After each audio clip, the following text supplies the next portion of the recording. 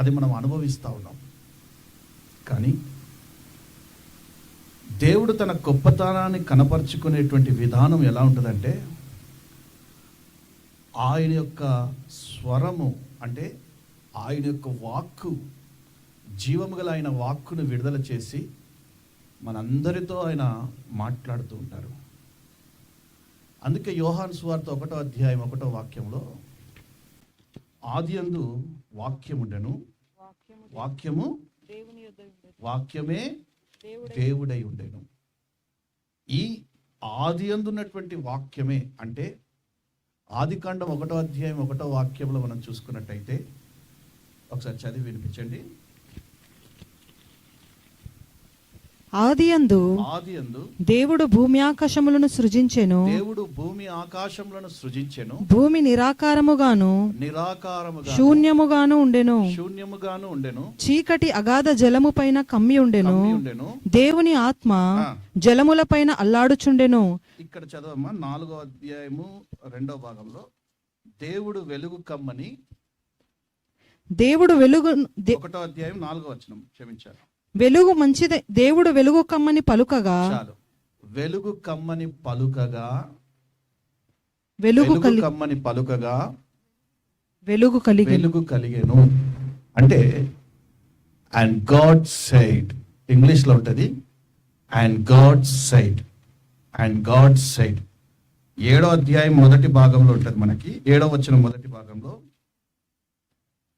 దేవుడు ఆ విశాలము చేసి విశాలము క్రింది జలములను విశాలము మీది జలములను వేరుపరచును, ఆ ప్రకారమాయను.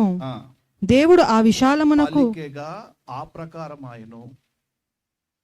చూడండి, శూన్యములో సృష్టిని కలగజేసింది దేవుని వాక్కు, నిరాకారములో ఆకారమును కలగజేసింది దేవుని వాక్కు.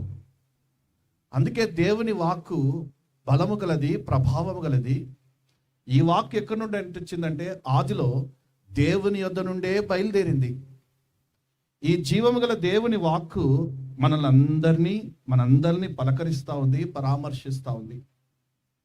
దేవుడు నిరాకారాన్ని, శూన్యాన్ని తీసివేసి వాక్కుని ద్వారా సమస్తాన్ని సృజించారు.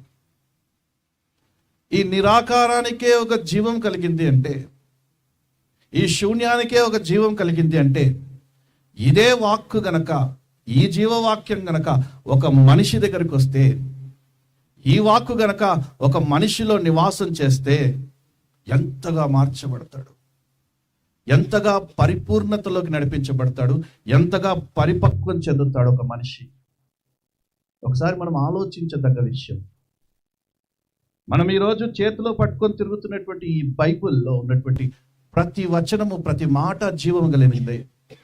ఈ జీవము కలిగిన వాక్యే ఒక మనిషిలో, దేవుని నోట నుండి వచ్చినటువంటి మాటలే శూన్యంలో సృష్టిని కలగజేసింది అంటే, నిరాకారంలో ఆకారాన్ని కలగజేసింది అంటే, ఒక వాక్కు ఒక మనిషిలో గనక ప్రవేశించింది అంటే ఎంతగా పనిచేస్తుంది, ఎంతగా మార్పు కలుగుతుంది. చూడండి, ఆనాడు ఇజ్రాయెల్ ప్రజలు 40 సంవత్సరాలు అరణ్య మార్గంలో నడిచారు, ఎడారి మార్గంలో నడిచారు, నదుల మార్గంలో నడిచారు, సముద్ర మార్గంలో నడిచారు, అరణ్య మార్గంలో నడిచారు, ఎత్తైన మార్గంలో నడిచారు, లోతైన మార్గంలో నడిచారు. ఇలా ఇంచుమించు 40 సంవత్సరాలు వారు నడుస్తూనే ఉన్నారు. దేవుడు కూడా వారితో పాటు పగలు మేఘస్తంభమై, రాత్రి అగ్నిస్తంభమై అనేకమైన అద్భుత కార్యాలు వారి ఎదుట కనపరుస్తూ నడిపిస్తూ ఉన్నారు. చివరాఖరికి ఇక ఒక్క నది దాటితే పాలు తేనెలు ప్రవహించే దేశానికి వెళ్ళిపోతారు. ఆ సమయంలో మోషే అంటున్నారు వారితోటి, ఆదికాండము ఇక్కడ జరగడానికి లేదు నాయన, నీవే కెమెరా జరుపుకో. ఆదికాండము 4వ అధ్యాయం, క్షమించాలి, ద్వితీయోపదేశ కాండం 4వ అధ్యాయము 12వ వాక్యం. సైడ్ పెట్టుకోలేదు. ద్వితీయోపదేశ కాండం 4వ అధ్యాయం 12వ వాక్యం.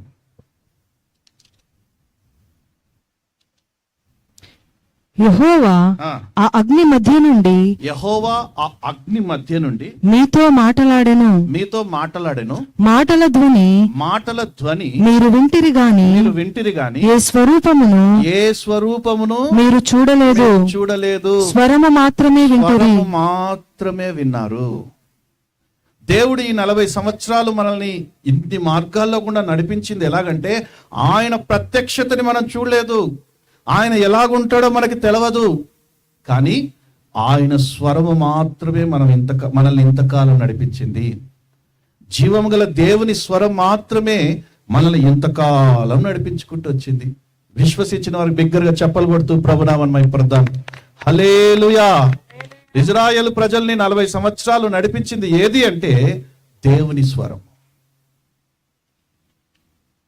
మనల్ని కూడా ఆయన స్వరం చేత, ఆయన మాటల చేత నడిపించాలని ఆశిస్తూ కోరుకుంటూనే తన సేవకులను అభిషేకించి తన సేవకులతో మాట్లాడుతూ తన సేవకుల నోట నుండి వచ్చే ప్రతి మాట ఆశీర్వాదకరంగా మీకు రావాలనే సేవకులను అభిషేకిస్తూ ఉన్నాడు.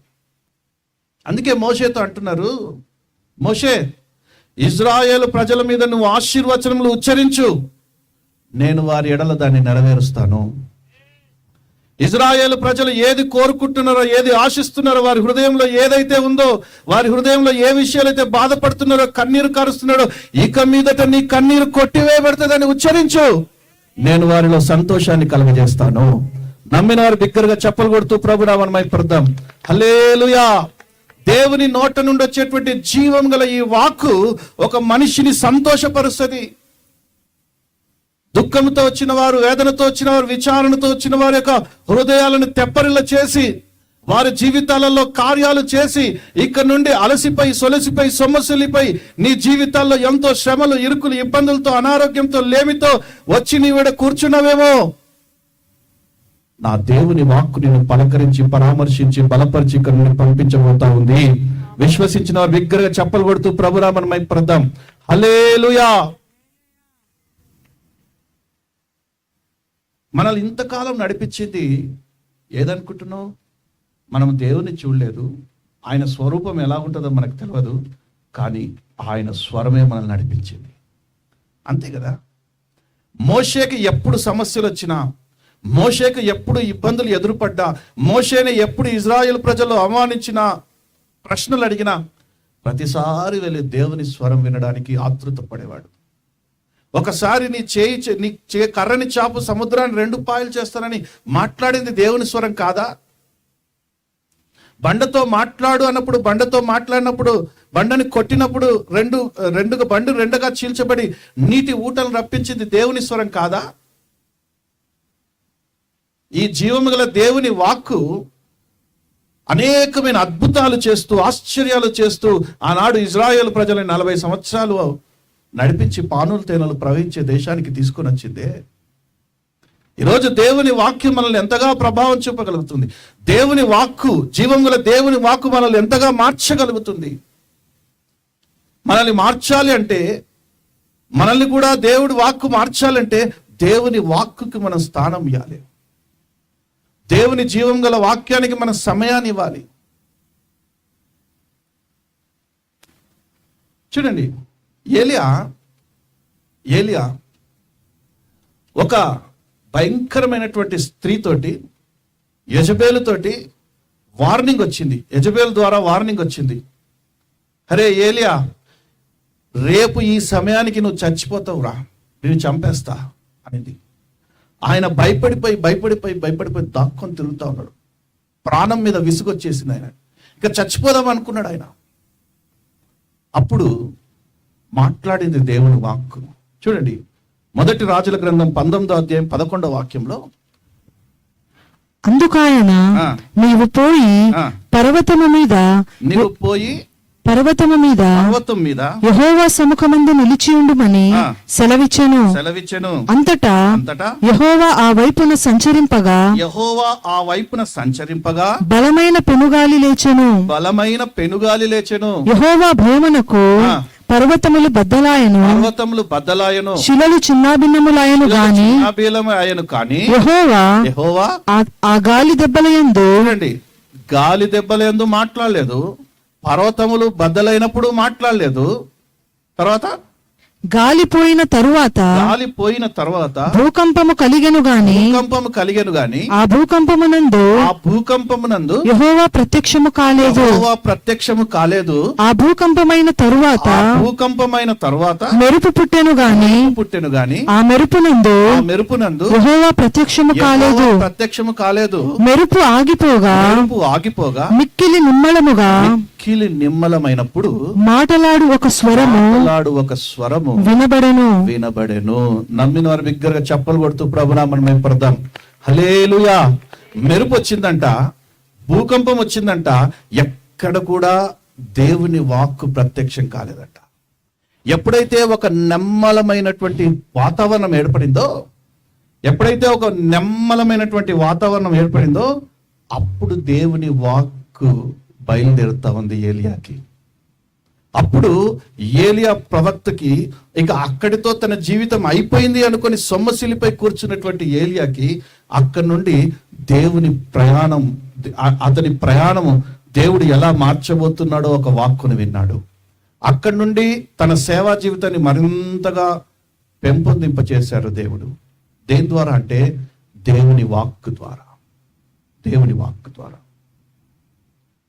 దేవుడు ఎక్కడ ఉన్నాడు అంటే నెమ్మలముగా మాటలాడు ఒక స్వరము వినబడ్డది.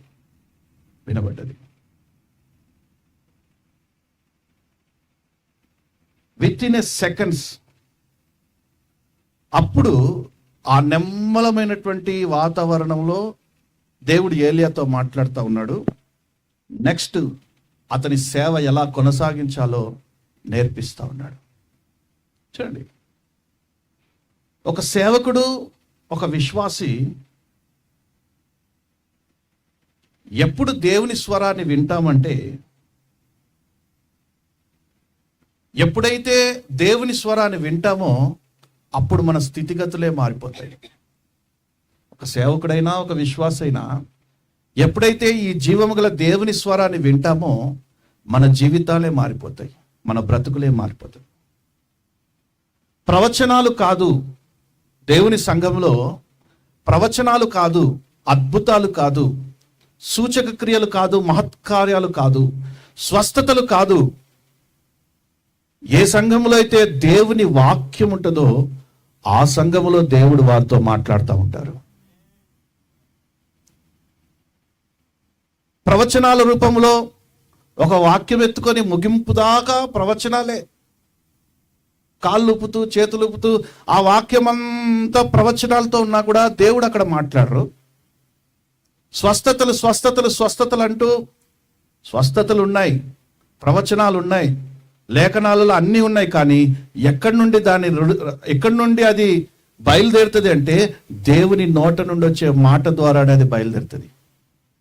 దేవుని నోట నుండి వచ్చే జీవం గల వాక్కు ద్వారానే అది బయలుదేరుతుంది. అందుకే నేను ఇక్కడ రాసుకున్నాను, ప్రవచనాలు కాదు, అద్భుతాలు కాదు, స్వస్థతలు కాదు, దేవుని వాక్యం. ఈ వాక్యం ద్వారానే నీకు అద్భుతాలు జరుగుతాయి. ఆశీర్వాదము, స్వస్థత నీవు జీవించాలి అంటే, ఆశీర్వాదముల చేత స్వస్థతల చేత నీవు ఉండాలి అంటే దేవుని వాక్యే, దేవుని జీవం గల వాక్యంలో నుండి అన్ని నీకు బయలుదేరి వస్తూ ఉంటాయి. అపోస్తుల కార్యములు 2వ అధ్యాయం 2వ వాక్యంలో చదవకండి.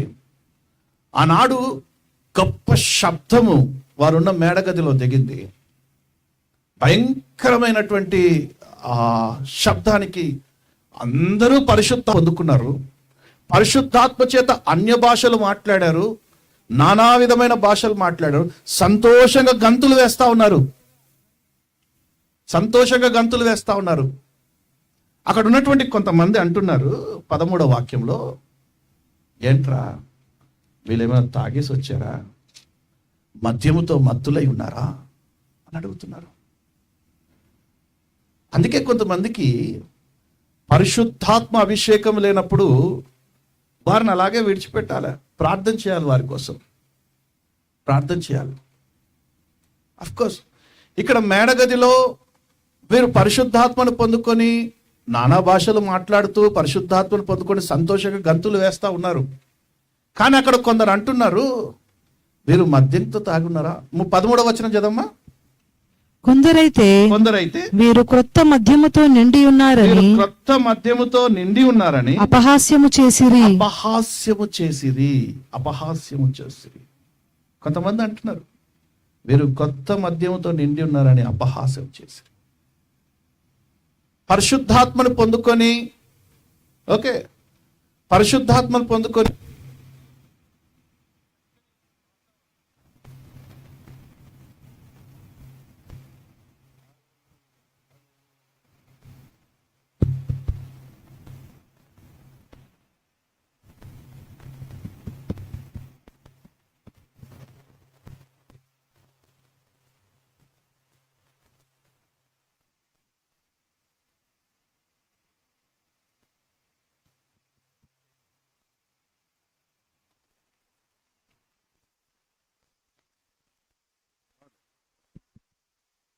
హల్లెలూయా, హల్లెలూయా.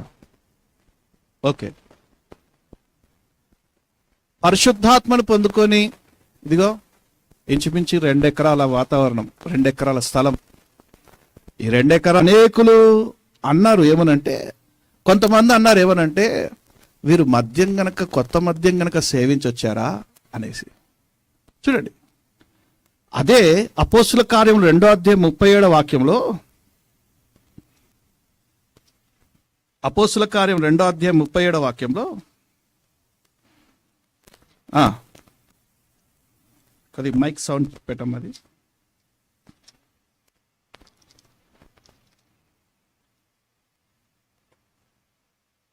చదమ్మా. హృదయములో నొచ్చుకొని సహోదరులారా మేమేమి చేతుమని పేతురును కడమ అపోస్తలులను అడగగా, పేతురు మీరు మారు మనసు పొంది పాప క్షమాపణ నిమిత్తము ప్రతివాడు యేసుక్రీస్తు నామమున బాప్తిస్మము పొందుడి, అప్పుడు మీరు పరిశుద్ధాత్మను వరము పొందుదురు. ఎప్పుడైతే వీరు దేవుని వాక్కును ప్రచురించడం మొదలుపెట్టారో, ఎప్పుడైతే సభలు ఏర్పాటు చేసి సభలలో దేవుని వాక్యాన్ని ఉచ్చరించడం, దేవుని వాక్యాన్ని బోధించడం మొదలుపెట్టారో, అప్పుడు అనేక హృదయాలు మార్చబడుతున్నాయంట. అనేక హృదయాలు మారు మనస్సు వైపుగా వెళ్తా ఉన్నాయంట. అనేక హృదయాలు దేవుని మాటకి అంగీకరించే వైపుగా వస్తా ఉన్నాయంట. అందరూ దేవుని మాటను అంగీకరించే విధంగా పరిశుద్ధాత్మ ద్వారా దేవుని వాక్కు వారి హృదయాల్లో చేర్చబడుతూ ఉంటే, హృదయమునందు నొచ్చుకొని వారి హృదయం మార్చబడి మారు మనసు చెంది ప్రతి ఒక్కరూ దైవజనుని అడుగుతా ఉన్నారు, ఇప్పుడు మేమేం చేయాలి? ఎప్పుడు కలిగింది అంటే, ఇది దేవుని వాక్యము వెలువడుతున్న ద్వారానే, జీవము గల దేవుని వాక్యము వెలువడుట ద్వారానే ఈ కార్యాలు జరిగాయి. మీకు చక్కని మాట చెప్పాలని ఆశిస్తా ఉన్నాను. ఆదాము అవ్వ ఇద్దరు తోటలో హ్యాపీగా సంచరిస్తున్నటువంటి వేళ, ప్రతిరోజు సాయంత్రము చల్లపూట దేవుడు వారి మధ్యలో సంచరించి వారితో మాట్లాడుతూ ఉంటారు. ప్రతిరోజు సాయంత్రం అదే విధంగా ఆ రోజు సాయంత్రం కూడా వచ్చారు. చూడండి, 3వ అధ్యాయము 8వ వాక్యంలో, ఆదికాండం 3వ అధ్యాయం 8వ వాక్యంలో, చల్లపూటను ఆదామును అతని భార్యయు తోటలో సంచరిస్తున్న దేవుడైన యెహోవా స్వరమును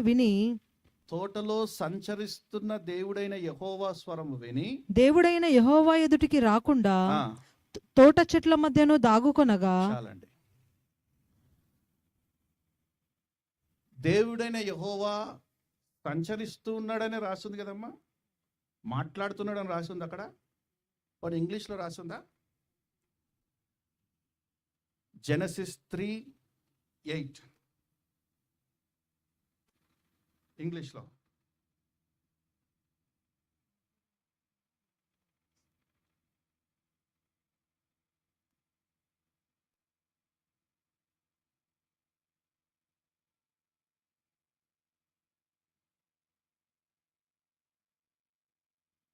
And they heard the voice. వాళ్ళు స్వరాన్ని విన్నారు. God walking in the garden. అంటే అక్కడ దేవుడు మాట్లాడినట్టుగా ఇక్కడ ఏం రాసలేదు, ఉందా? ఆదామా ఆదామా అని పిలిచినట్టుగా కూడా లేదు ఇక్కడ, ఉందా? కానీ దేవుడు సంచరిస్తూ ఉండగానే వారికి స్వరం వినిపించిందంట. అంటే మన దేవుడు నడిచినా కూడా ఆయన వాక్కు వెలువడుతుంది. నమ్మిన వారు బిగ్గరగా చప్పలు కొడుతూ ప్రభురా మనం అయిపోదాం. హల్లెలూయా. ఆయన మన మధ్యలో సంచరించినా కూడా వాక్కు వెలువడుతుంది. మధురమైన నీ అడుగుల సవ్వడి వినగా నిన్ను చూడ ఆశలెన్నో మనసు నిండేనే. అంటే ఆయన అడుగులో కూడా సవ్వడి వినిపిస్తుంది, ఆ సవ్వడిలో కూడా ఆయన వాక్కు వెలువడుతుంది. ఎంత గొప్ప దేవుడు కదా.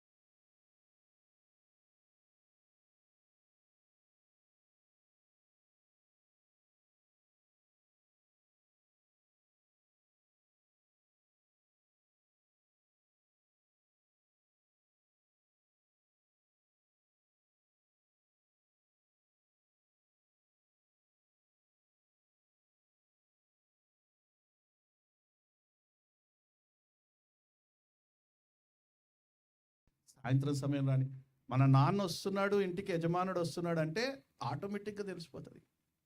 ఇప్పుడంటే ఫోన్లు ఉన్నాయి, ఫోన్ చేసి నేను వస్తున్నానని చెప్తారు. కానీ ఒకప్పుడు ఫోన్లు లేవు, కమ్యూనికేషన్ లేదు.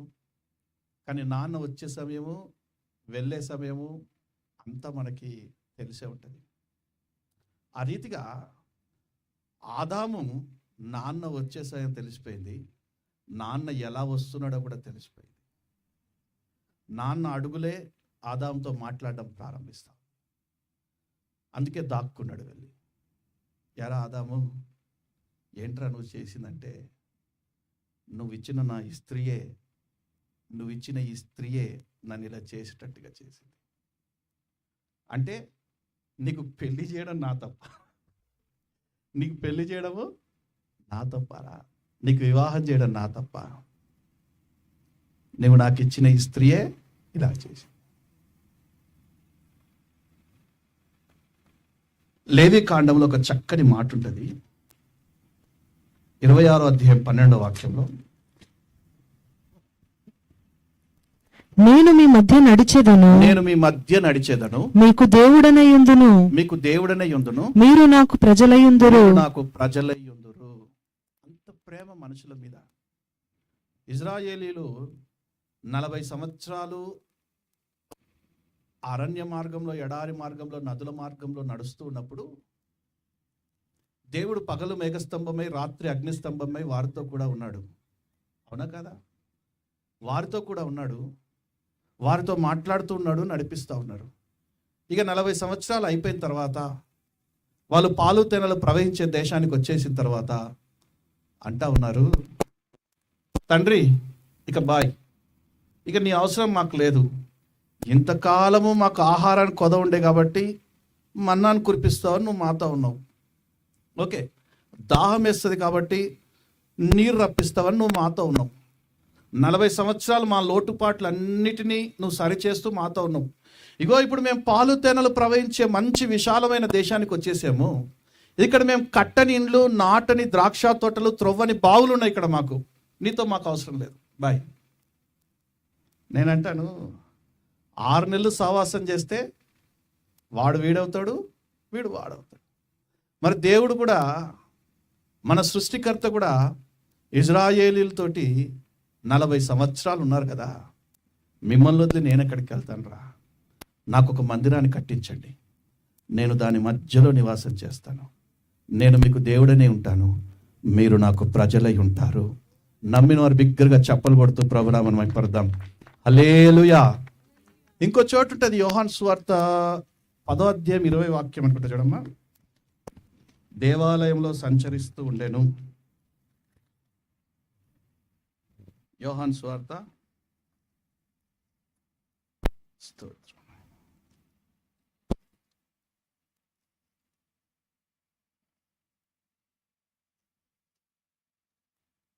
22. యోహాను సువార్త 10వ అధ్యాయం 22వ వాక్యం. ఆలయ ప్రతిష్ఠిత పండుగ యెరూషలేములో జరుగుచుండెను.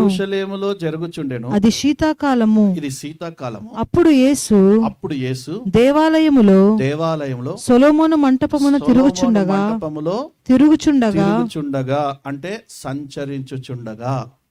హల్లెలూయా. మన దేవుడు సంచరించే దేవుడు.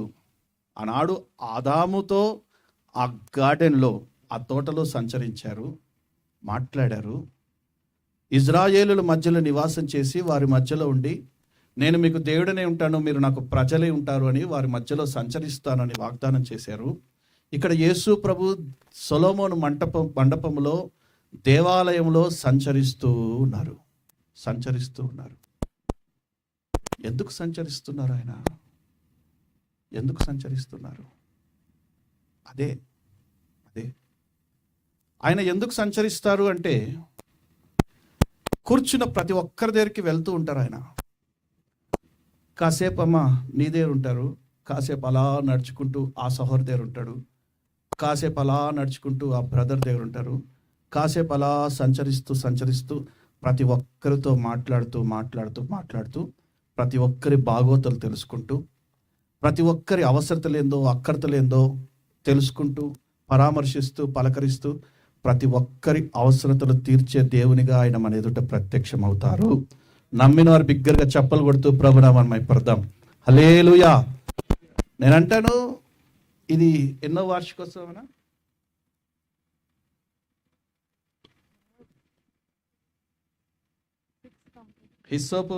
హిస్సోపు ప్రార్థన మందిరం జహీరాబాద్ ప్రాంతంలో బ్రాంచ్లో ఇది 7వ సంవత్సరం వార్షికోత్సవ పండుగ. ఓకే, ఆలయ ప్రతిష్ట పండుగ జరుగుతూ ఉంది. ఏమాత్రము సందేహం లేదు, దేవుడు మన మధ్యలో సంచరిస్తూనే ఉన్నారు. ప్రతి ఒక్కరి అవసరతలు తీర్చే దేవునిగా ఆయన మన ఎదుట ప్రత్యక్షం అవుతారు. నమ్మిన వారు బిగ్గరగా చప్పట్లు కొడుతూ ఈ వాగ్దాన్ని స్వతంత్రించుకోడే యేసునామములో. ఆయన ఉన్నాడనే ఉనికి ప్రతి ఒక్కరు గ్రహించాలి. యేసునామములో సంచరించే దేవుడు అంటే, ఆయన సంచరిస్తూనే మనతో మాట్లాడతారు. ఆయన సంచరిస్తూనే ఆయన జీవం గల వాక్కుని మనకి విడుదల చేస్తారు. అంత గొప్ప దేవుడు మనం ఆరాధిస్తున్నటువంటి దేవుడు. ఒక తండ్రి ఎంతగా కోరుకుంటున్నాడంటే పిల్లలతో ఉండాలని, ఎంతగా ఆశిస్తున్నాడంటే తన పిల్లలతో ఉండాలని. నేనంటాను, ఒక తండ్రికి అవసాన దశ వచ్చినప్పుడు ఎవరితో ఎక్కువగా ఉండాలని కోరుకుంటాడు? ఓల్డ్ ఏజ్ హోమ్లోనా, బంధువుల ఇంట్లోనా, స్నేహితుల ఇంట్లోనా, ఒంటరిగానా? కాదు కదా. ఎవరైనా ఒక 4 పిల్లలు ఉన్నారంటే పెద్దోడో చిన్నోడో మధ్యలోడో ఎవరితోనో ఉండాలని కోరుకుంటాడు. అవసాన దశలో మా తాత, మా నాన్న వాళ్ళ నాన్న అవసాన దశలో చనిపోయే ముందు మా నాన్న వాళ్ళ అక్క, వాళ్ళ అన్న, ఇలా ఒక 4 పిల్లల్ని ముందర కూర్చోబెట్టుకొని, నాన్న నువ్వెవరు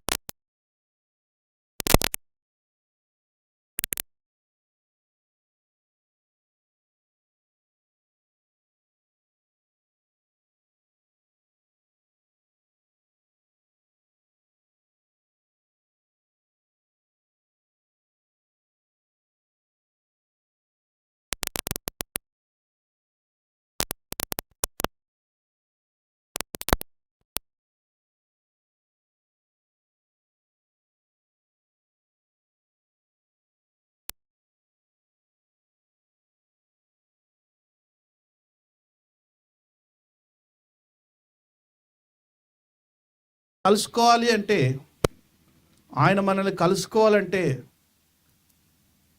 మనలో పరిశుద్ధత ఉండాలి, మన పాలెములో పరిశుద్ధత ఉండాలి. మొట్టమొదటిసారిగా ఆదాము అవ్వ తప్పు చేసినందుకు వారి మధ్యలో ఆయన లేకుండా అయిపోయాడు. రెండవసారిగా ఆయన సొంత జనాంగముగా ఇజ్రాయేలును ఏర్పరచుకొని వారి మధ్యలో ఉండాలని కోరుకున్నారు. అందుకే ఎంతమంది ఇజ్రాయేలీల మీద శాపనార్థాలు పెట్టినా ఆ శాపాలన్నీ ఆశీర్వాదాలుగా మారిపోతా ఉన్నాయి. ఒక ప్రవక్త లంచం తీసుకొని ఇజ్రాయేలుని శపించడానికి వచ్చాడు, కానీ అతని నోట నుండి ఆశీర్వచనములే వెలువడతా ఉన్నాయి. దీవించమని నాకు సెలవాయను, ఆయన దీవించలేను, నేను దాన్ని మార్చలేను. ఆదాముతో ఉండాలనుకున్న దేవుడు వారి మధ్యలో ఉండలేకపోయాడు. ఇజ్రాయేలును తన సొంత జనాంగంగా ఎన్నుకొని ఏర్పరచుకొని వారి మధ్యలో ఉంటూ ఉన్నారు. అందుకే ఇజ్రాయేలు ఎక్కడికి వెళ్ళిన అఖండ విజయాలు, ఇజ్రాయేల్ ఎక్కడికి వెళ్ళినా ఘన విజయాలు కలుగుతా ఉన్నాయి. ప్రవక్తలే అంటారు, వారి దేవుడు వారి పాలెంలో ఉన్నంత వరకు మనం వాళ్ళు ఏమీ చేయలేము. మనం వారిని ఏం చేయలేము, కానీ వారి దేవుడిని వారి మధ్యలోంచి వెళ్ళగొట్టచ్చు కదా. ఎలా సాధ్యము అంటే, ఎప్పుడైతే వారి మధ్యలో పాపం వచ్చేస్తుందో అప్పుడు ఆటోమేటిక్గా వారి దేవుడు వారి నుండి వెళ్ళిపోతాడు. ఎందుకంటే వారు ఆరాధిస్తున్నటువంటి దేవుడు, అంటే మనం ఆరాధిస్తున్న దేవుడు పరిశుద్ధత గల దేవుడు, పరిశుద్ధ స్థలంలో నివాసం చేసే దేవుడు. వాళ్ళు ఆలోచించారు, సొంత జనాంగమైన వీరి మధ్యలో వారి దేవుడు నివాసం చేస్తా ఉన్నారు, వారి దేవుని పంపివేయాలని.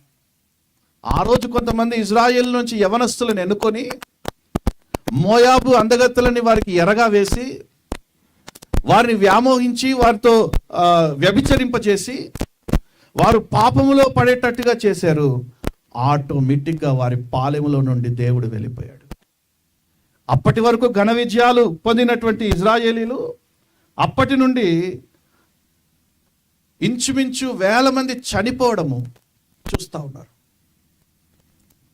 అంటే దేవుడు మన మధ్యలో ఉన్నప్పుడు, దేవుడు మన మధ్యలో సంచరిస్తూ ఉన్నప్పుడు మనతోనే మాట్లాడతారు, మన శత్రువులతోనే మాట్లాడతారు. మన మీదకి వస్తున్నటువంటి శత్రువులతోనే మాట్లాడతారు, మనతోనే మాట్లాడతారు. అదే ఆయన జీవం గల వాక్కు. చూడండి, ద్వితీయోపదేశకాండం 23వ అధ్యాయము 11వ వాక్యము.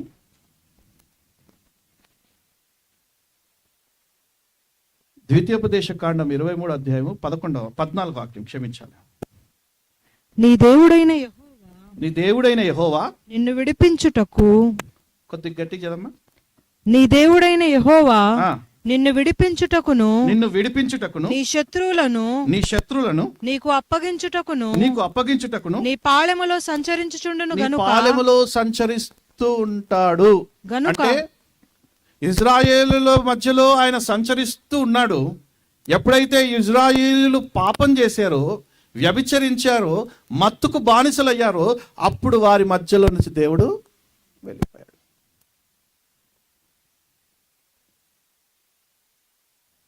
దేవుడంట అనేక మార్లు మన మధ్యలో ఉండాలని కోరుకున్నారంట. అనేక మార్లు మనము తప్పిపోయిన వారిగా, తొలగిపోయిన వారిగా ఉన్నామంట.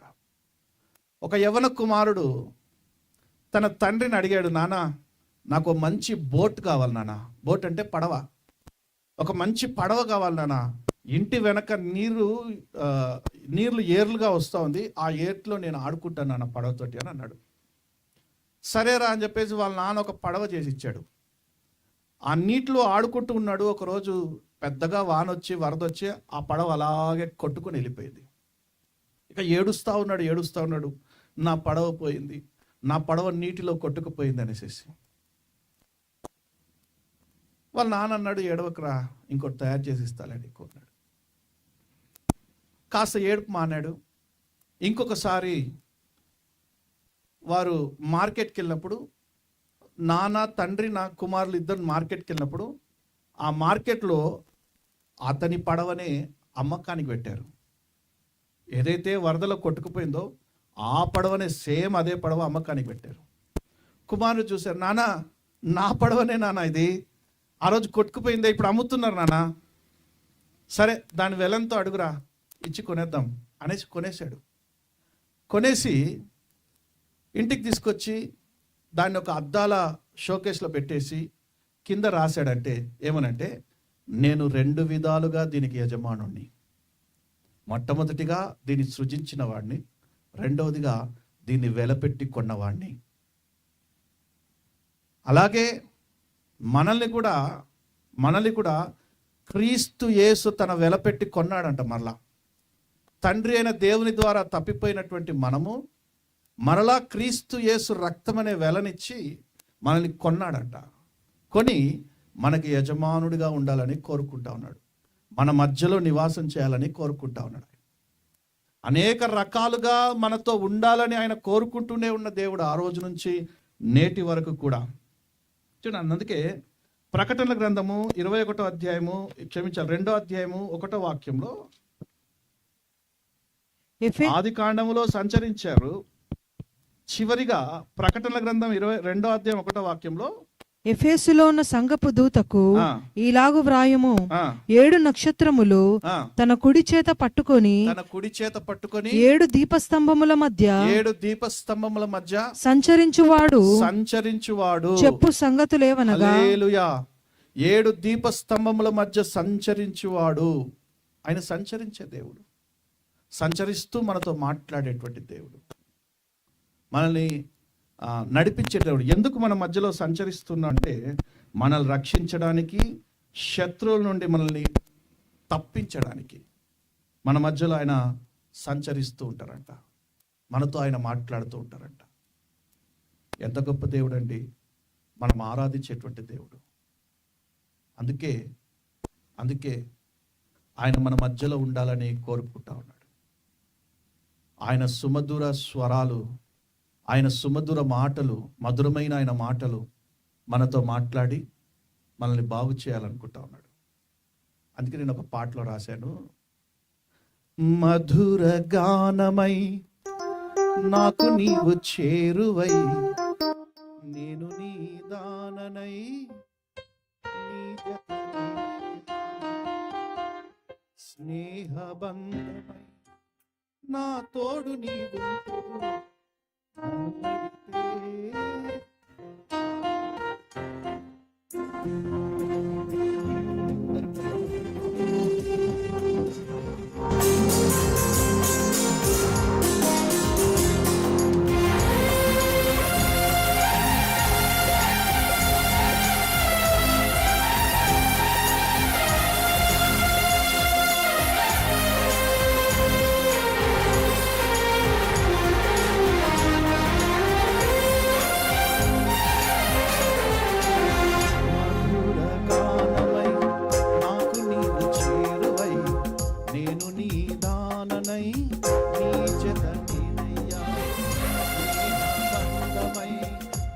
తోడు నీ ఉంటూ నన్ను నడిపే నా దీపమా, నిన్ను వెతికే నా మనసుకు మమతలనే పంచావు, నిన్ను వెతికే నా మనసుకు మమతలనే పంచావు.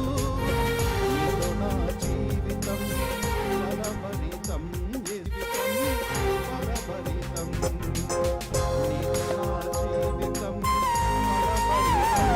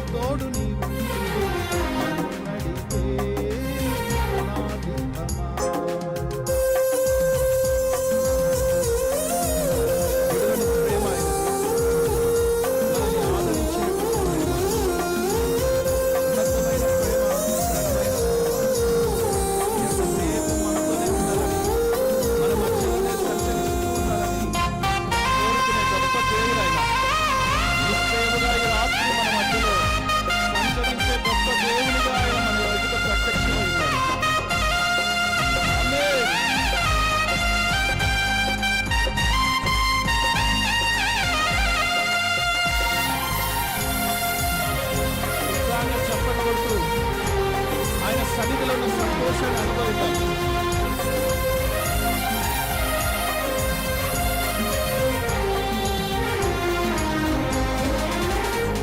వెతికే మన తలని పంచావు, నీవు నాకు పరిచయం,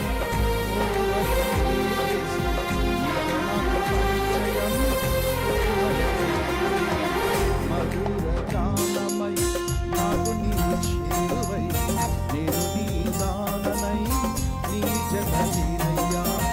స్నేహబంధమై నా తోడు నీవుంటూ నన్ను నడిపే నా దీపమా. వెలుగు నింపే గొప్ప దేవుడు ఆయన. మనల్ని విడువక, మనల్ని హత్తుకొని ప్రతిసారి మన దరి చేరుతూ మనల్ని పరామర్శిస్తూ మనల్ని బలపరిచే గొప్ప దేవుడు ఆయన. చెప్పని కొడుతూ ఆయన సన్నిధిలో ఉన్న సంతోషం అనుభవిద్దాం. హల్లెలూయా.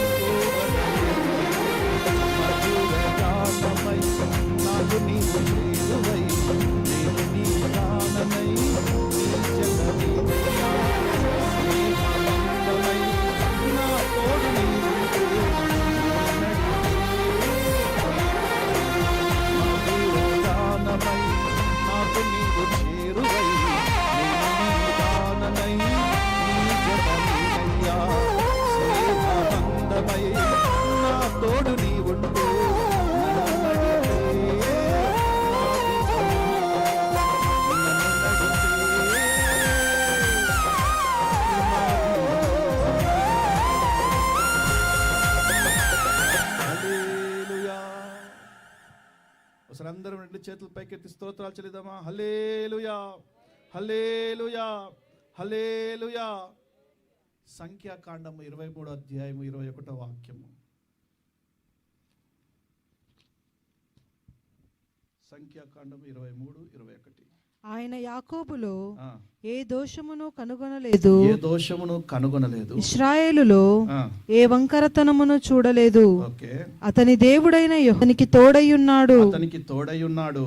రాజు యొక్క జయధ్వని, రాజు యొక్క జయధ్వని వారిలోనున్నది. రాజు యొక్క జయధ్వని ఇశ్రాయేలీయుల మధ్యలో ఉన్నది. ఎప్పుడైతే వారి మధ్యలో దేవుడు సంచరించడం ప్రారంభించాడో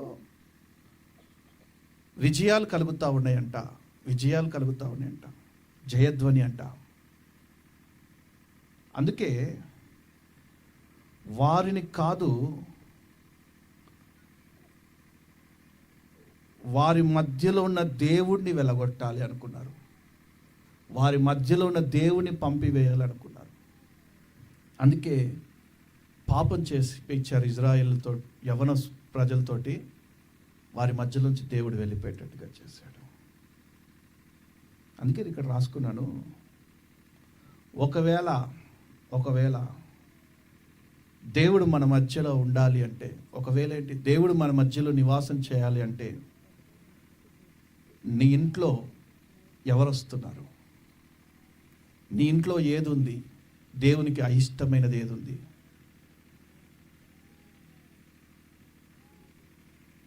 చాలామంది ఇంట్లో దేవునికి నచ్చనివి, దేవుడు మెచ్చనివి తీసుకొచ్చి పెట్టుకుంటూ ఉంటారు.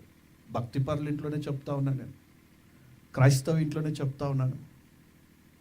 అలా గనక చేస్తే దేవుడు మన మధ్యలో, మన గృహాలలో, మన సంఘములో, మన హృదయంలో సంచరించడం మానేస్తారు. ఉండరు ఆయన. యోహాను సువార్త 1వ అధ్యాయము 14వ వాక్యంలో,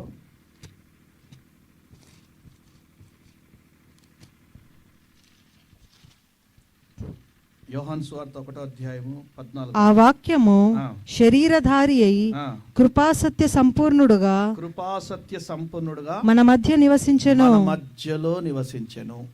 ఆ వాక్యమే శరీరధారిగా కృపాసత్య సంపన్నుడిగా మన హృదయములో నివసించెను.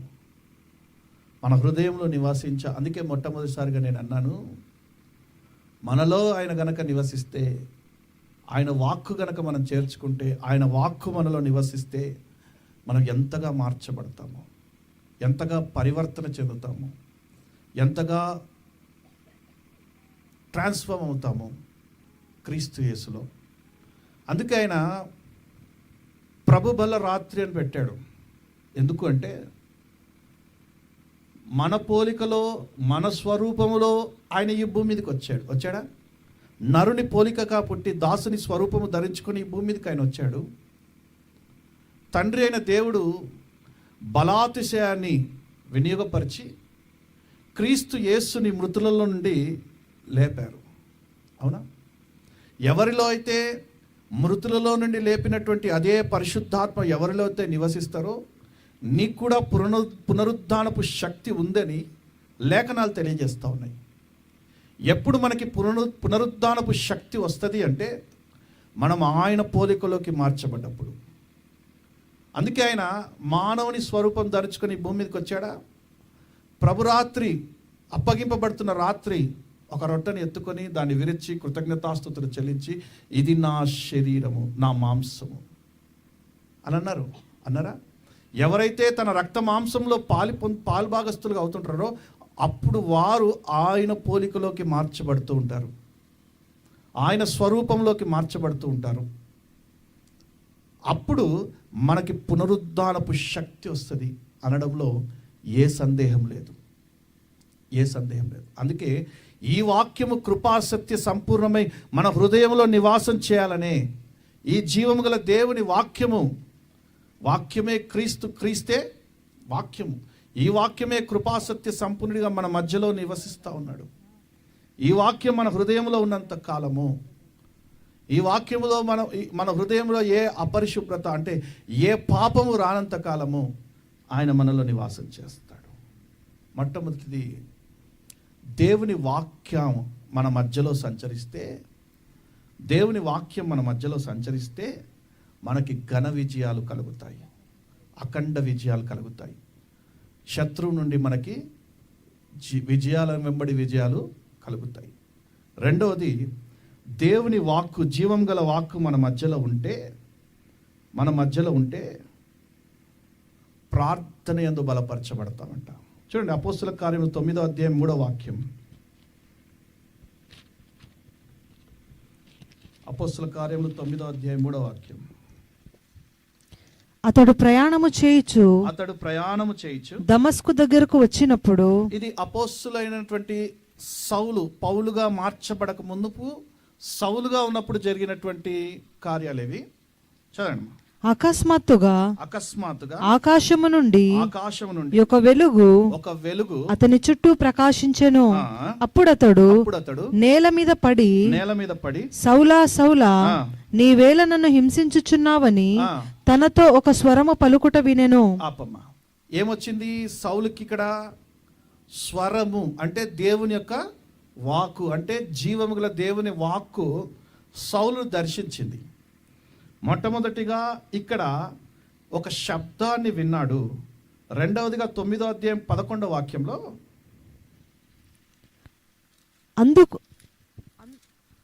అందుకు ప్రభువు నీవు లేచి తిన్ననిదనబడిన వీధికి వెళ్ళి యూదా అనువాని ఇంట తార్సువాడైన సౌలు అనువాని కొరకు విచారించుము. ఇదిగో ఇదిగో అతడు ప్రార్థన చేయుచున్నాడు. హల్లెలూయా. మొట్టమొదటిగా దేవుని వాక్కుని విన్నాడు, రెండవదిగా ప్రార్థన చేస్తా ఉన్నాడు, మూడవదిగా 18వ వాక్యము, అప్పుడే అతని కన్నుల నుండి పొరల వంటివి రాలగా దృష్టి కలిగి లేచి బాప్తిస్మము పొందెను. మొట్టమొదటిగా ఏం చేశాడమ్మా? ఏం చేశాడు? స్వరాన్ని విన్నాడు, రెండవదిగా ప్రార్థన చేశాడు, మూడవదిగా బాప్తిసం పొందాడు. నాలుగవది తరువాత 9వ అధ్యాయం 20వ వాక్యంలో వెంటనే సమాజ మందిరములలో వెళ్ళి ప్రవచించడం ప్రారంభిస్తా ఉన్నాడు. దేవుని వాక్యాన్ని ప్రజలకి బోధించడం, ఆయన ఏదైతే విన్నాడో, ఏదైతే చూశాడో దాన్ని ప్రజలకి వినిపించడం ప్రారంభిస్తాడు, బోధించడం ప్రారంభిస్తా ఉన్నాడు. 22వ వాక్యంలో, అయితే సౌలు మరి ఎక్కువగా బలపడి ఈయనే క్రీస్తు అని రుజువుపరచుచు దమస్కులో కాపురమున్న యూదులను కలవరపరిచెను. చాలండి, అనేకులకి సువార్త ప్రకటిస్తా ఉన్నాడు. దేవుని స్వరాన్ని గనక మనం వింటే, దేవుని స్వరాన్ని గనక మనం వింటే ప్రార్థన చేస్తాము, ప్రార్థన యందు బలపరచబడతాము. చాలామందికి ఇప్పటి వరకు వాక్యానుసారంగా ఎలా ప్రార్థన చేయాలో తెలియదు, వాక్యాన్ని ఎలా ఎత్తిపట్టి ప్రార్థన చేయాలో తెలియదు కొందరికి.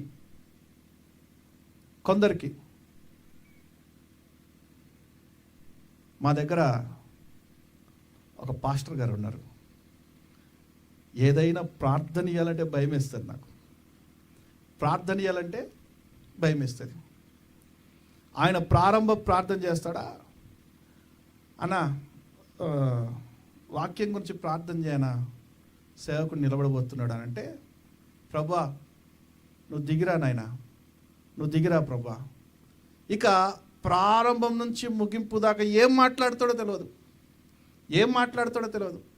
ఏమేం మాట్లాడతాడంటే ఆయన ఇంట్లో వ్యక్తిగతంగా చేసుకునే ప్రార్థనలన్నీ ఇక్కడికి వచ్చి చేస్తాడు. నేను పాపినైనా, నేను ధూళిని, నేను పనికిరాని వాడిని, అవన్నీ ఎవరు అడిగారన్న? వాక్యం గురించి ప్రార్థన చేయను, వస్తున్నా అడిగి. ఇక వాక్యం గురించి వచ్చేసరికి ఏ అర్ధరాత్రి అవుతుంది. కాబట్టి ప్రార్థనకి ఇవ్వాలంటే భయం వేస్తుంటుంది ఆయనకి, నేను ప్రార్థన చేయాలంటే భయం వేస్తుంటుంది. చాలామందికి వాక్యానుసారంగా ఎలా ప్రార్థన చేయాలి, సందర్భానుసారంగా ఎలా ప్రార్థన చేయాలి, పరిశుద్ధాత్మ పొందుకోవాలంటే ఎలా ప్రార్థన చేయాలి, వాక్యాన్ని గ్రహింపు శక్తి కావాలంటే ఎలా ప్రార్థన చేయాలి, వాక్యాన్ని ఎత్తిపట్టి ఎలా ప్రార్థన చేయాలి. ఎప్పుడైతే నువ్వు వాక్యాన్ని ఎత్తిపట్టి ప్రార్థన చేస్తూ ఉంటావో అప్పుడు నీ జీవితంలో క్రియని చూస్తావు, అప్పుడు ఆ వాక్యం నెరవేర్పు వైపుగా వెళ్తూ ఉంటుంది. దేవుని స్వరం వినాలి బాగా. సౌలు ఎప్పుడైతే దేవుని స్వరం విన్నాడో పౌలుగా మార్చబడ్డాడు, బాప్తిసం పొందాడు, ప్రార్థన చేస్తున్నాడు, సమాజ మందిరంలోకి వెళ్ళి బోధిస్తూ ఉన్నాడు, అనేక అన్య జనులను క్రీస్తు వైపు తిప్పుతా ఉన్నాడు. నమ్మిన వారు బిగ్గరగా చప్పలు కొడుతూ ప్రభునామం మైపడదాం. హల్లెలూయా. ప్రార్థన నేర్చుకోవాలంటే వినాలి బాగా, ప్రార్థన చేయాలంటే వినాలి. దేవుని వాక్కు, జీవం గల దేవుని వాక్కు నీ చెవిలో పడుతూ ఉండగా వినుట ద్వారా నీ విశ్వాసం మరింతగా పెంపొందించబడుతూ ఆ విశ్వాసంతో నువ్వు ప్రార్థన చేస్తావు. చాలామందికి వాక్యం వినే అనుభవం ఉండదు. అరగంట అయిందంటే వాచ్ చూసుకుంటారు, ఏంది ఈ అయ్యగారు ఇంకా అవగొట్టరా అని. ఎప్పుడైతే ఒక వాక్యం నీతో మాట్లాడి, దేవుని వాక్కు నీతో మాట్లాడి నీ హృదయంలో అది చేర్చుకొని, నీ హృదయం ఎప్పుడైతే తెప్పరిల్లుతుందో, ఆనందంతో గంతులు వేస్తుందో, అప్పుడు నీ జీవితం అలా మాధుర్యంగా మధురంగా మారిపోతుంది. వాక్కుని వినాలి, వింటూ ఉండగా ప్రార్థన అనుభవంలోకి వెళ్తాం మనం. రెండవది దేవుడు మన మధ్యలో ఉంటే, దేవుడు మనలో ఉంటే మనకి ప్రార్థన అనుభవం వస్తుంది. మొట్టమొదటిది, దేవుడు మన మధ్యలో ఉంటే, మన మధ్యలో ఉండి మాట్లాడితే అఖండ విజయాలు వస్తాయి, ఘన విజయాలు వస్తాయి, శత్రువు నుండి విజయాలు వస్తాయి, పాపం నుండి విజయం వస్తుంది. పాపాన్ని జయించలేకనే, పాపం నుండి దూరం వెళ్ళలేకనే అనేకులు తమ స్వభావాలని కోల్పోతూ ఉన్నారు. చాలామంది చూపుల ద్వారా పాపము, నడక ద్వారా పాపము, రహస్య పాపాలు, ఇలా చేయకూడనటువంటి అన్నీ చేసి దేవుడు వారి మధ్యలోంచి వెళ్ళిపోతున్నాడనే విషయం కూడా గ్రహించలేరు. ఇజ్రాయేలీల మధ్యలో ఎప్పుడైతే, ఇజ్రాయేలీల పాలనలో ఎప్పుడైతే పాపం వచ్చేసిందో అప్పుడు దేవుడు వారి మధ్యలోంచి వెళ్ళిపోయాడు. దేవుడు మన మధ్యలో సంచరిస్తూ ఉన్నప్పుడు మనకి విజయాలు కలుగుతాయి. రెండవది, దేవుడు మన మధ్యలో సంచరిస్తున్నప్పుడు ఆయన మనతో మాట్లాడుతున్నప్పుడు మనకి ప్రార్థన అనుభవంలోకి వెళ్తాం. మూడవది యెషయా గ్రంథం 6వ అధ్యాయం 8వ వాక్యం.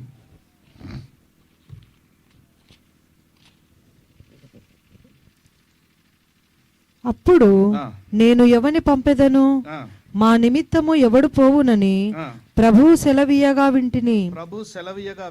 అంతటా నేను చిత్తగించుము. విన్నవాడు ఏం చేస్తున్నాడు? చిత్తగించుము ప్రభువా, నేనున్నా, నన్ను పంపి. దేవుని వాక్కుని విన్నవాడు, జీవం గల దేవుని వాక్యాన్ని విన్నవాడు ఏమంటున్నాడంటే, ప్రభువా నేనున్నాను, నన్ను పంపించు. శబ్దం విన్నవాడు నేనున్నాను, దర్శనాన్ని చూస్తూ ఉన్నాడు. ఈ రోజుల్లో కూడా అనేకులు దర్శనాలు చూస్తారు కానీ శబ్దాన్ని వినరు. అనేకులు దర్శనాన్ని చూస్తారు కానీ శబ్దాన్ని వినరు. ఏలీ కూడా శబ్దం వింటాడు కానీ పనిచేయడు. ఒక గొప్ప దైవ సేవకుడు ఏలీ ప్రతిరోజు దేవుడు వచ్చి మాట్లాడుతున్న వేళలో దేవుని స్వరం ఎలాగుంటుందో తెలుసు, దేవుడు ఎలా మాట్లాడతాడో తెలుసు, కానీ దర్శనం వైపుగా వెళ్ళడు. అందుకే దర్శనం లేని చోట ప్రజలు పాడైపోతారు, కుళ్ళిపోతారు అని దేవుని లెక్కనాలు అంటున్నాం. ఆ రోజు ఏలీ చేస్తున్నటువంటి సేవలో ఆ సేవ పతనం అవ్వడానికి కారణం ఏంటి అంటే, స్వరం వింటాడు కానీ దాన్ని అవలంబించాడు. అందుకే సమయాలు వచ్చి, బోధకుడా పిలిచావా? నేను పిలవలేదురా, పోయి పడుకో. మరలా సమయాలు అని స్వరం వచ్చింది. మరలా వచ్చి, బోధకుడా పిలిచావా? నేను పిలవలేదురా, పడుకో. మూడోసారి మరలా సమయాలు అని స్వరం వచ్చినప్పుడు, యజమానుడు పిలిచావా? అరే బాగా చెప్పరా, ఏం స్వరం వచ్చింది? సమయాలు అని పిలిచారు అయ్యారు, నీలాగనే పిలిచారు. అంటే నీ దాసుడు ఆలకిస్తున్నాడు, చెప్పు అని చెప్పురా. అంటే ఏలీకి తెలుసు దేవుడు మాట్లాడేటప్పుడు ఎలాగుంటుందో, దేవుని స్వరం ఎలాగుంటుందో. దేవుని స్వరం వచ్చినప్పుడు కొన్ని ప్రత్యక్షతలు వస్తాయి, కొన్ని నిబంధనలు వస్తాయి. దేవుని స్వరం విడుదలైనప్పుడు కొన్ని మార్గాలు మనకి ఏర్పడతాయి. దేవుని స్వరం మనకి విడుదలైనప్పుడు కొన్ని సూచనలు మనకు వస్తాయి. సేవలో ఎటు వెళ్ళాలి, ఏం చేయాలి అనేటువంటి సూచనలు వస్తాయి. ఆ రోజు ఏలియాతో దేవుడు మాట్లాడినప్పుడు, ఆ నిమ్మలమైనటువంటి పరిస్థితిలో ఏలియాతో మాట్లాడినప్పుడు సేవకు కావలసినటువంటి మార్గాలు ఏర్పడ్డాయి. ముందు సేవ ఎంతగా ఉందో, నువ్వు రాజులను అభిషేకించాలి, అద్భుతాలు చేయాలి, బయలుదేరు అనేటువంటి ఒక వాక్కు వచ్చింది. కానీ ఇక్కడ ఏలీ స్వరం వింటాడు కానీ చేయడు. నీ దాసుడు ఆలకిస్తున్నాడని చెప్పి పడుకుంటాడు. నీ దాసుడు ఆలకిస్తున్నాడని, అరే నువ్వు కూడా అట్టే చెప్పుకోరా, నీ దాసుడు ఆలకిస్తున్నాడని చెప్పు అంటాడు. ఇక్కడ యెషయా ప్రవక్త ఒక శబ్దం వింటా ఉన్నాడు. ఎవరిని పంపుదుమా? నువ్వు వెళ్తావా? సేవకు నువ్వు వెళ్తావా? మా బాబు ఇంకా చిన్నోడు కదయ్యా, ఇప్పుడు వెళ్ళడులే, కాస్త పెద్దగా వెళ్తాడు అంటారు. లేకపోతే కుటుంబ సమస్యలు చాలా ఉన్నాయి, కొన్ని అప్పులు ఉన్నాయి, ఇవన్నీ తీర్చుకొని సేవకు వెళ్తామంటారు. ఇక్కడ యెషయా ఒక స్వరాన్ని వింటా ఉన్నాడు. ఎవరిని పంపుదుమా అని స్వరం అరణ్యంలో వింటా ఉన్నాడు. చదవమ్మా మాట. అప్పుడు నేను ఎవని పంపెదను, ఆ, మా నిమిత్తము ఎవడు పోవునని ప్రభు సెలవీయగా విన్నాడు. అంతటా నేను చిత్తగించుము, నేనున్నాను, నన్ను పంపుమనగా ఆయన నీవు పోయి ఈ జనులతో ఇట్లనుము, మీరు నిత్యము వినుచుందురు గాని గ్రహింపకుందురు. దేవుని ప్రణాళికలు, దేవుని ఉద్దేశాలు నెరవేర్చడానికే ఆయన మనతో మాట్లాడతారు. ఆయన స్వరం మనకి వినిపింప చేస్తారు. అందుకే నేను ఇక్కడ 3వ పాయింట్గా రాసుకున్నాను. ఎవరైతే దేవుని స్వరాన్ని వింటారో వారు దర్శనాలు చూస్తారు, ప్రణాళికలు ఏర్పడతాయి వాళ్ళు. అపోస్తుల కార్యాలు 13వ అధ్యాయము 2-3 వాక్యాలు ముగిస్తాను నేను.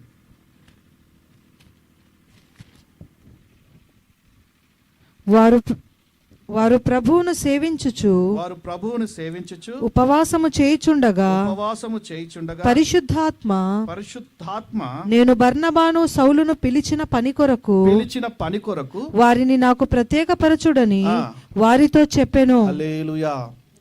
దేవుని సేవ చేయడం కొరకు ఆయన ఒక స్వరాన్ని విడుదల చేస్తారు. ఈరోజు దేవుని స్వరం ఎవరికి వినబడుతుంది అంటే, 3వదిగా దేవుని సేవ ఎవరైతే చేయాలని నిశ్చయించుకుంటారో, దేవుడు ఎవరినైతే ఏర్పరచుకుంటారో వారికి తన స్వరాన్ని వినిపింపచేస్తాడు.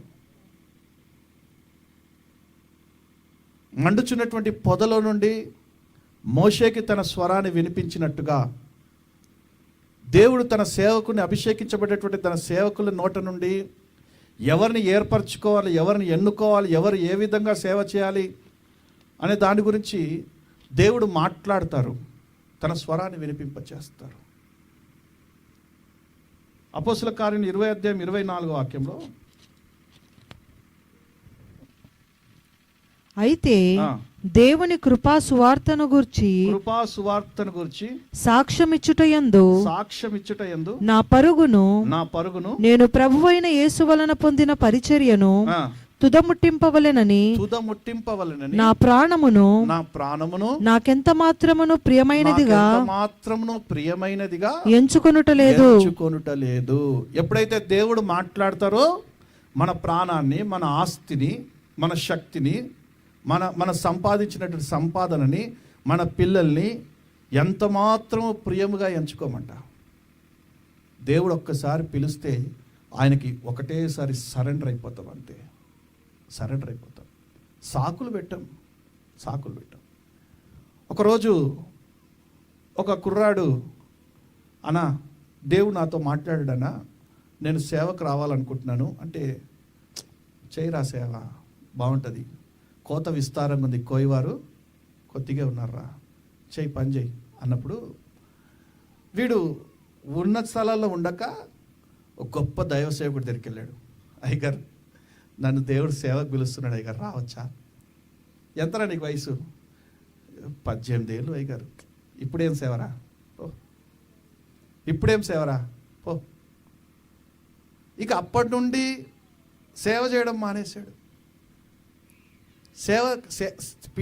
పిలుపుని అందుకొని కూడా సేవ చేయడం మానేస్తాడు. ఏంటంటే అయ్యగారు వద్దన్నారు. అంటే దేవుడు చెప్పాడని చేస్తావా, అయ్యగారు వద్దని మానేస్తావా? అర్థమైందా? కొంతమంది స్వరం స్పష్టంగా వింటారు సేవ గురించినటువంటి, కొందరు సువార్థికులుగా, కొందరు అపోస్తులుగా, కొందరు ప్రవక్తలుగా అనేక మందిని దేవుడు మాట్లాడుతూ ఉన్నాడు, లేపుదామని, అనేకుని తన పని నిమిత్తమే ఏర్పరచుకోవాలని కోరుకుంటా ఉన్నాడు. కానీ ఈరోజు కూడా తన స్వరాన్ని విని మనం పెడచెవిన పెట్టేవాళ్ళు చాలామంది ఉన్నారు. అనేకులతో దేవుడు అంటారు, నువ్వు సంపాదించింది దేవుని మందిరానికి ఇవ్వచ్చుగా, సేవ ఇంకా ఘనంగా జరుగుతుందంటే, అయ్యగారు ఇంత కష్టపడి సంపాదించా, దేవుడికి ఇచ్చేస్తే మేమెట్లా, నా పిల్లలు ఎట్లా, నా కుటుంబం ఎట్లా? ఆనాడు ఆదిమ అపోస్తులు తమకున్న చర స్థిరాస్తులను అన్నిటిని అమ్మి అపోస్తుల పాదాల మీద పెట్టారంట. దేవుని సేవకి ఇయ్యమని పిలుపు వచ్చినా, దేవుని సేవకి నీ సంపాదన అంతా ఖర్చు పెట్టమని వచ్చినా, లేకపోతే దేవుని సేవలో పరిచారకులుగా రమ్మని అడిగినా రారు. ఇగో అయ్యగారు వస్తున్నామంటారు, రారు. యవనస్తుల గురించే మాట్లాడుతున్నాను, నడి వయస్కుల గురించి మాట్లాడుతున్నాను, వృద్ధుల గురించి మాట్లాడుతూ ఉన్నాను. అందుకే నాకు బలము ఉన్నంత వరకు చేయలేదు ప్రభు సేవను, బలమంతా పోయాక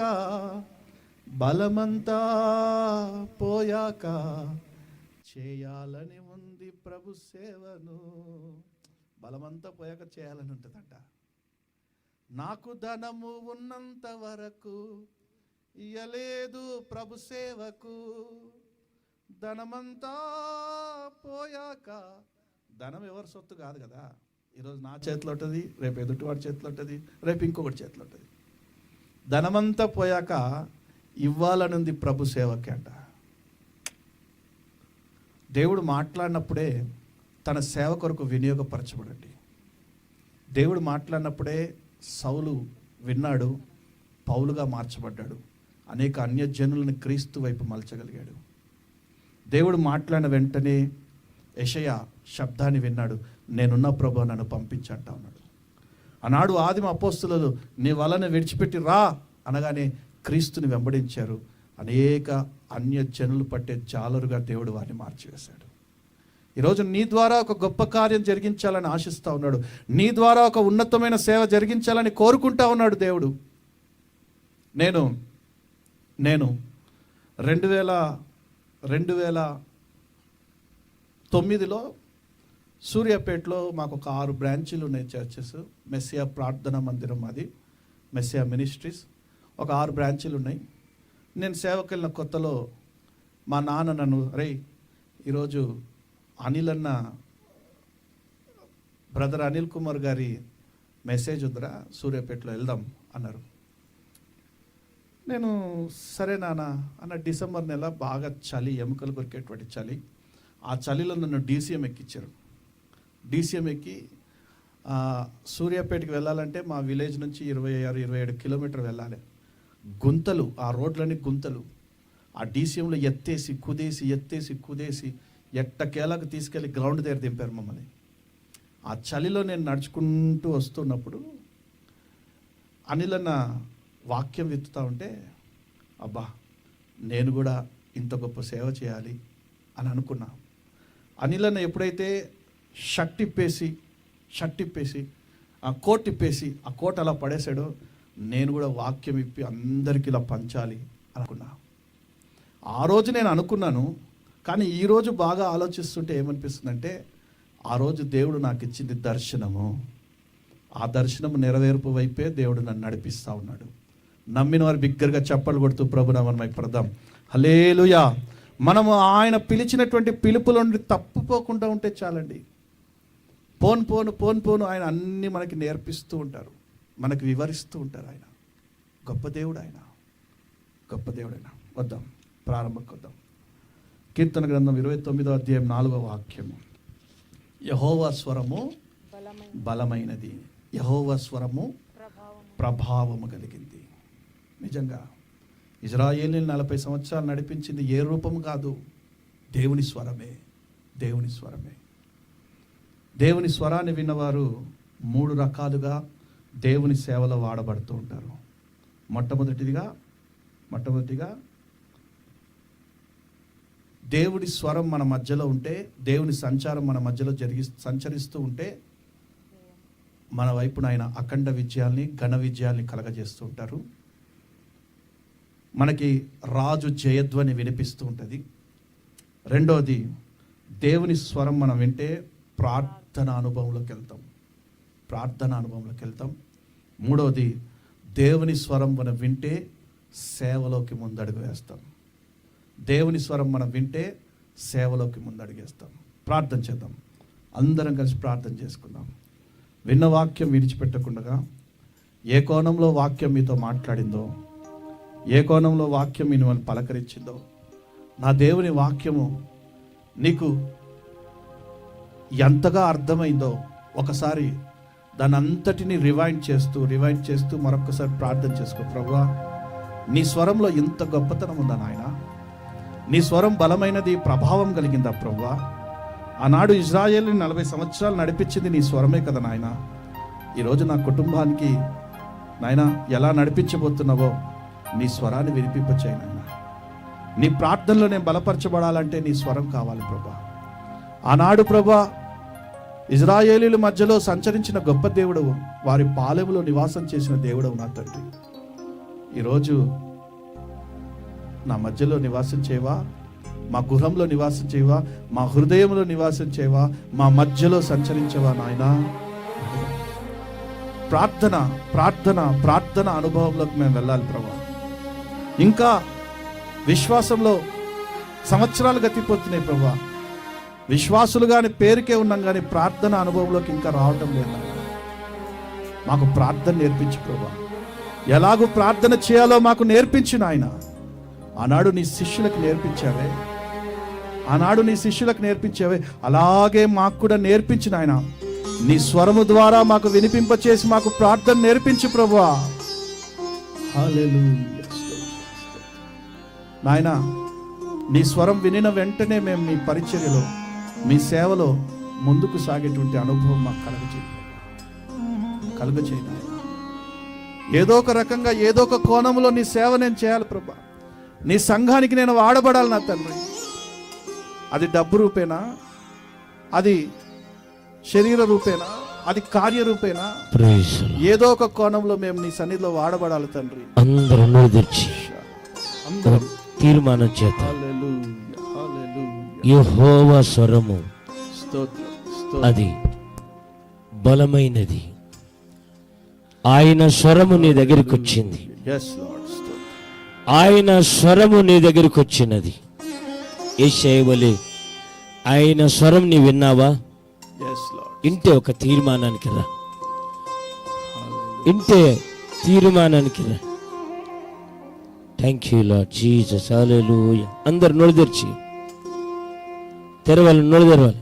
హల్లెలూయా హల్లెలూయా హల్లెలూయా. యేసయ్యా నా ప్రాణ ప్రియుడా, మనగలనా నిన్ను వీడి క్షణమైనా, నీ ముఖము మనోహరము, నీ స్వరము మాధుర్యము,